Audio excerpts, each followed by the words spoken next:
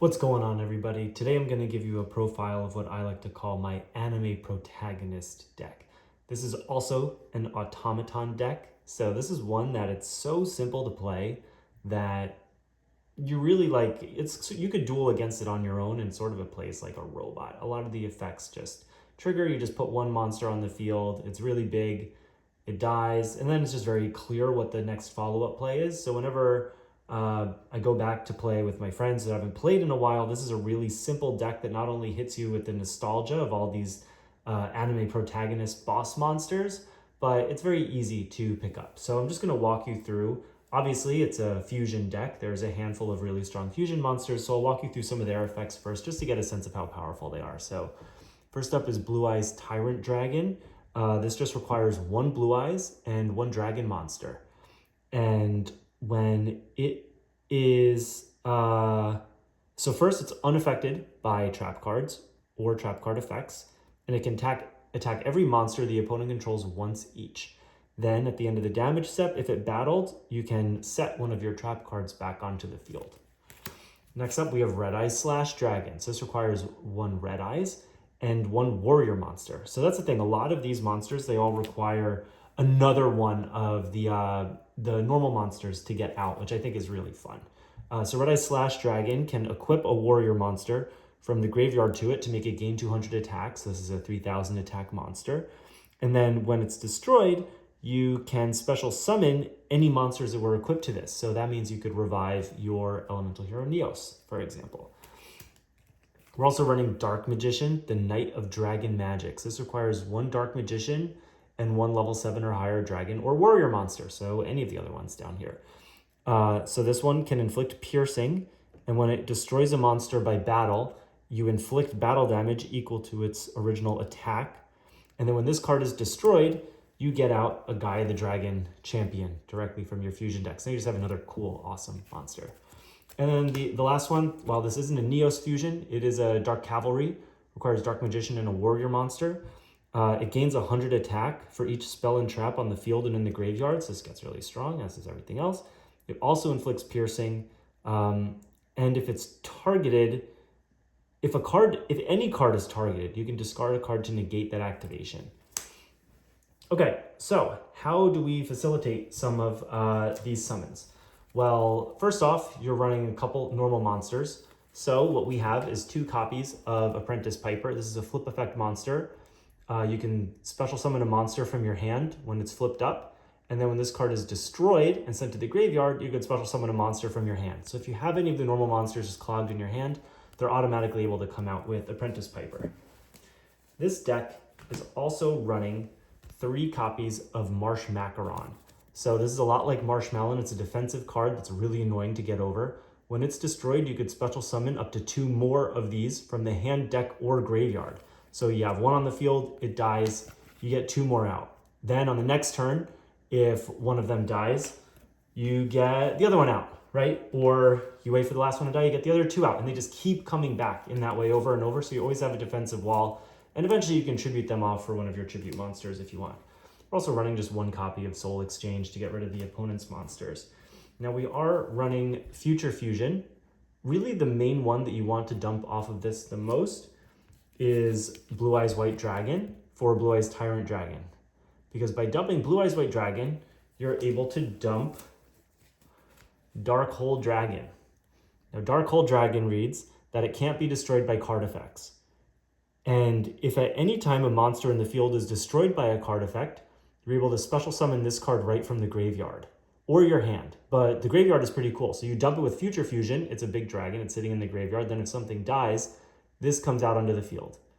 And then in the end phase of the turn that this card is special summoned, you're able to add a Dark Hole directly from your deck to your hand. So now you have a Dark Hole, and this thing is immune to that. Crazy good. We're running 1 other dragon, which is Burning Dragon. So this runs a little bit of spell and trap removal as well. So if your opponent controls 2 or more monsters, and this card is in your hand, you can special summon it. So that's kind of cool. It sort of has like a Cyber Dragon type effect. 2500 attack is respectable. And then you can discard a spell card to destroy all spell or traps on the field. So it's a Heavy Storm. That's really cool. We're just running the 1 Red Eyes Black Dragon. We're running no other Red Eyes support in this deck. because it is kind of just the weakest one, but the fusion's really good and I didn't want to not run it. We are running a lot more Dark Magician support. So we're actually running 2 copies of Dark Magician. Ooh, the red Dark Magician. Wow.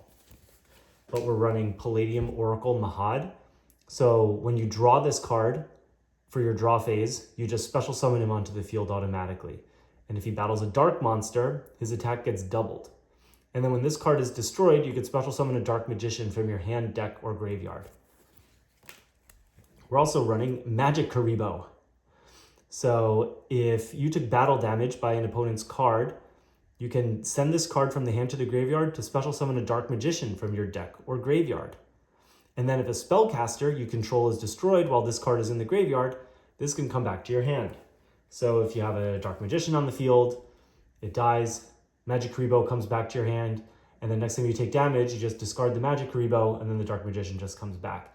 And then when that dies, this comes back to your hand, and you can just keep recycling that Dark Magician over and over and over. We're also playing 1 copy of Timaeus, the United Dragon.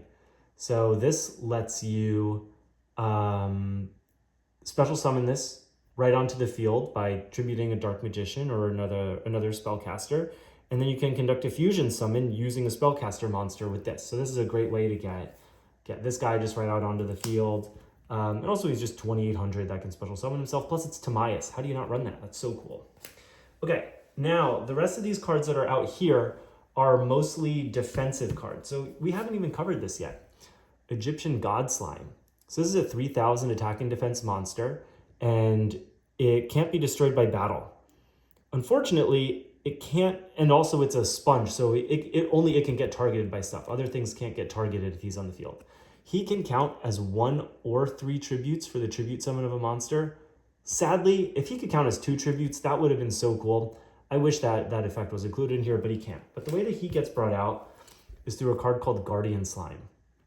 So when the opponent, when you take battle damage or effect damage, you can special summon this card. And then this card's defense is always equal to the attack of the monster that attacks it. So basically it just sits in defense mode. And then you can just tribute this directly from the field to bring out the Egyptian God Slime. So that's pretty cool. But we're running a couple other hand traps as well. We're running Tragodia because you may have a bunch of monsters that are just in your hand that are really high level and you can't summon them. So that means Tragodia can be pretty high attack. We're also running 1 copy of Gore's Emissary of Darkness.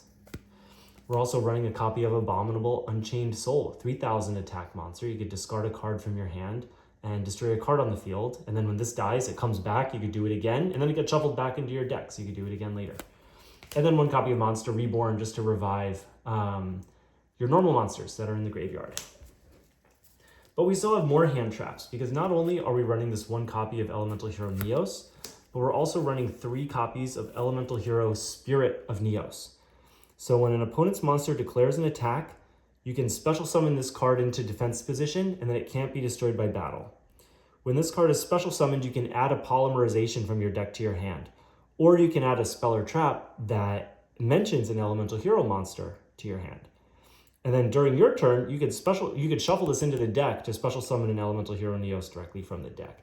So I'm actually thinking about maybe running 2 copies of Neos in the deck just because this is so good. But obviously a 2,000 defense monster that can't be destroyed by battle, and then it also searches 2 copies of Polymerization or 1 copy of Wrath of Neos is really cool. So typically the first time you see one of these, you special summon it out, and you probably want to grab, Wrath of Neos. And then you shuffle this back into the deck to bring out Elemental Hero Neos, and then you play your Wrath of Neos, which lets you shuffle this guy back into your deck and then destroy all cards on the field. So that's pretty cool. And now you have a Neos back in the deck again. So that means the next time you summon one of these, you get a Poly, and then you can get that Neos back out again and keep on going. Now we're closing in just onto the removal. And this is the last really cool monster in here, the Manticore of Smashing. So this combos very nicely with the 1 copy of Fissure and the 1 copy of Smashing Ground. Manticore of Smashing, you can banish a Fissure or a Smashing Ground to special summon this card from your graveyard, and then it can search the other one. So if you have a Fissure in your graveyard, you can banish Fissure, summon this, and then this would automatically search the Smashing Ground directly to your hand. So another really cool way just to clear out the opponent's monsters. We're also running one copy of Dino Wrestler Pankratops and one copy of Alpha, the Master of Beasts. So Pankratops, if the opponent controls more monster than you can special summon it automatically. It's a 2600 attack monster. And then at a quick effect, you can tribute this to destroy a card your opponent controls. So it's a really great way just to run something over, pop something else.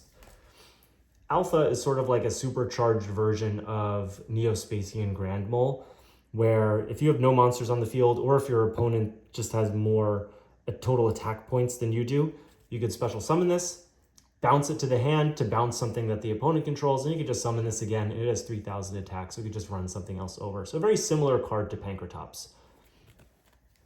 We're also running one Legacy of the Duelist.